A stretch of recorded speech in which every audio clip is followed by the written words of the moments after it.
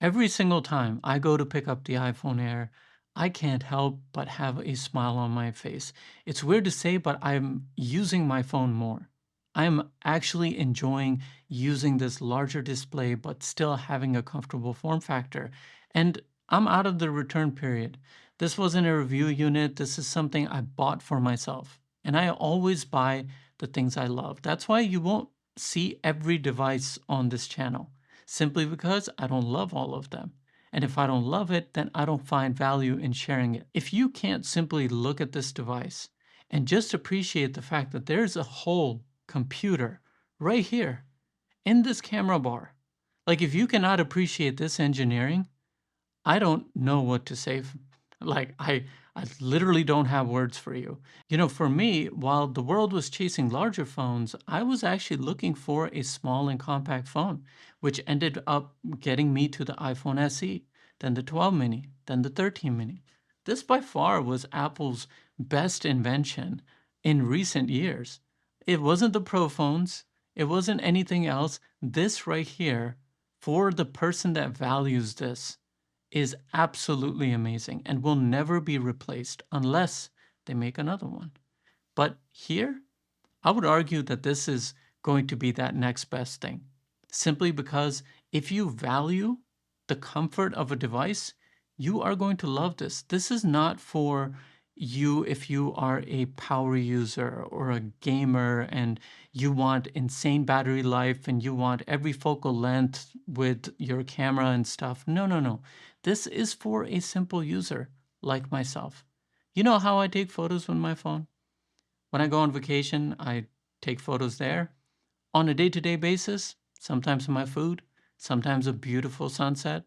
Sometimes I'm just walking and I see a clock or a angle of a building and I'm like, wow, that looks really nice. And I just snap it. That's how I use my camera. So that's why I'm not even concerned about having multiple focal lengths and stuff.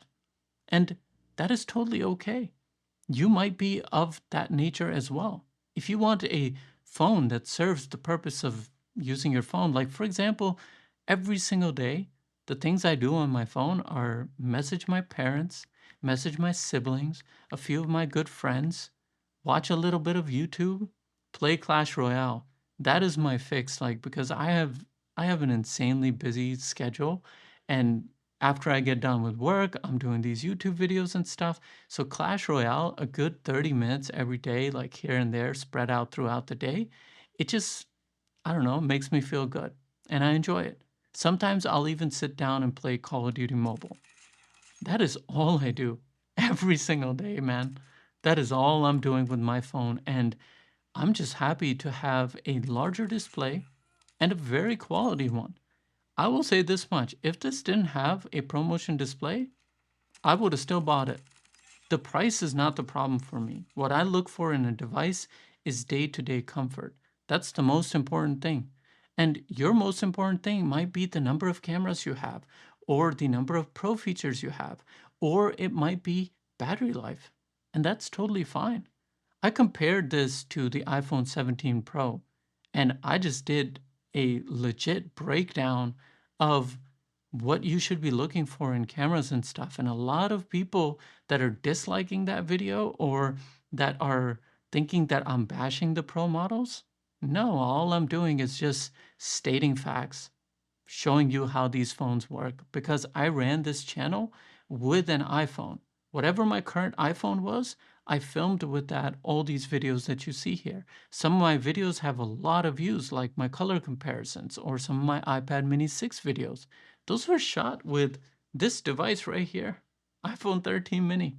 So I really got to understand these cameras and I realized what each camera can do good and what you really need to be looking out for in a camera.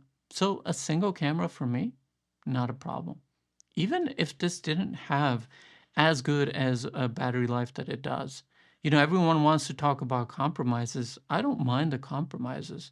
If you're taking just standard photos like me and, even when you go on vacation, you need proof, go watch my 16E in Japan videos. I think those photos and videos that came from that trip look great, at least to me. And that's all I want. A photo for me is a memory that is just frozen in your photo library forever. And, sometimes like I'll go and scroll through my photo library, right? And you go to one of those live photos, and when you press on it, it just wakes up that memory for you, right? It's really amazing. And that's all I'm looking for in a photo. And that's not to say that this camera isn't good. It's been taking amazing pictures and videos. For the front camera, you have the same camera that you get on all the new phones. So you're not really going to be missing out. As far as battery life is concerned, I've compared this to the 17 Pro now. I've compared it to the iPhone 17, and it is not too far behind. Matter of fact, if you compare this, let me give you this example actually. So my wife is totally opposite of me. She doesn't know a thing about these devices, and she could care less. She's not nerdy like I am when it comes to these devices. She replaced her 16 Pro, which is somewhere here. I'll show it to you. She replaced her 16 Pro with the iPhone Air. And I was like, hey, why don't you just try something new? She wasn't convinced at first. And I gave it to her. And I asked her after a couple days, I was like, hey, so how's your battery? She was like, I used to charge like middle of the day because they use their phone for a lot of things like Microsoft Teams and stuff throughout the day. And she's like, I used to charge my phone like middle of the day, and now I don't do that. Now she charges like well after we have dinner in the evening. So it's really not that bad. And I've done so many tests, I'm not even going to do a test anymore for this video because you can see my comparisons between the 17 and the Air, and then the Air and the Pro, and it should really help you figure out whether this is the right device for you. Is it perfect? No, I don't think any device is perfect. And like I always say, the device that is perfect is the one that is right for you. The other thing I've really been happy with is just the performance of this device. Like I have now, so I've been testing like the AirPods Pro 3, and what I've been doing is just going outside. I get my steps in, so I pace back and forth, put the AirPods Pro 3 in, and I'll do a review on those soon. So subscribe if you want to watch that.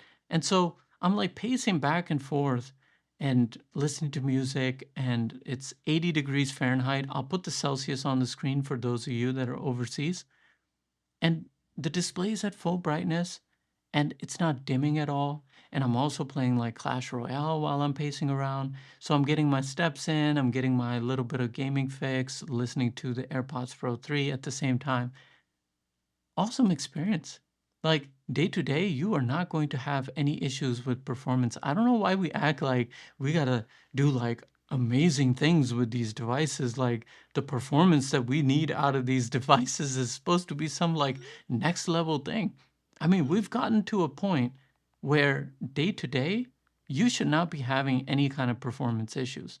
Now, if you fall into that like specific category, like you wanna game hardcore on your phone at max FPS all the time and you need X amount of battery, well, this device is not for you, right? You're looking in the wrong place, and you shouldn't even be watching this in the first place because this doesn't cater to you. Find the device that caters to you. In this entire lineup, I actually really like the structure of it. You have like the 17, which is the everybody phone. I think that is like 99% of the people should be walking into the store, get the 17, awesome wide camera, same awesome selfie camera with like all the center stage and everything. And then you have really good performance. You've got a ProMotion display, like really no complaints. Is that battery going to take you to the moon? No. You're going to need to charge at some point, especially if you use it a lot. Then you have like the Pro and Pro Max. Those, like, if you're going to take advantage of Pro features, if you like the look of the Pro phone, that could be a reason. Go for it. If you want camera versatility, if you want the vapor chamber to keep your phone cool under demanding tasks, go for it. That's going to be the perfect phone for you. And then the iPhone Air, I think this one is just for the casual user.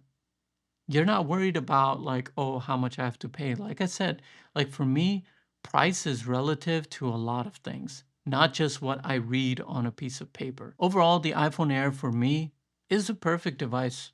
Yeah, sure, I can compromise this and compromise that. But like I said, what I value in a device, this does that. and it makes me happy. So that's why it's so important. Just choose the device that works for you. You'll be happy. You're going to have to live with it for a couple of years. So unless you're changing phones all the time, then that's a different story. I don't do that. I test phones, but my personal phone is always one that is with me for many years. So that's why even if Apple doesn't refresh this every single year, I'm gonna be a-okay. If I can survive 3 years with a 13 mini, I'm pretty sure with something as capable as this, solid camera, great performance, a great comfortable design, I'm gonna be totally fine. If you found some value here, give me a thumbs up. I would really appreciate it. And if you do have any questions about this device, one, you can watch the other videos, or two, you can drop it in the comments and I'll be happy to help you out. And most importantly, like always, take care of yourself, and I will see you in the next video.